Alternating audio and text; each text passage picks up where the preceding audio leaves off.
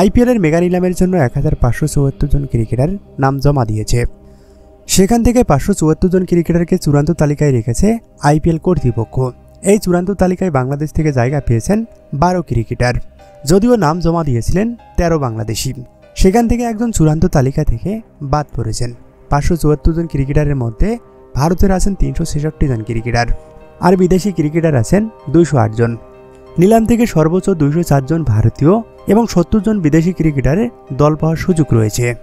বাংলাদেশি ক্রিকেটারদের মধ্যে সর্বোচ্চ 2 কোটি ভিত্তিমূল্য মোস্তাফিজুর রহমানের, যিনি আইপিএলের সর্বশেষ আসরে একাধিকবার হয়েছিলেন পার্পল ক্যাপের মালিক। 1 কোটি ভিত্তিমূল্যে মেহেদী হাসান মিরাজ, সাকিব আল হাসান এবং তাসকিন আহমেদ।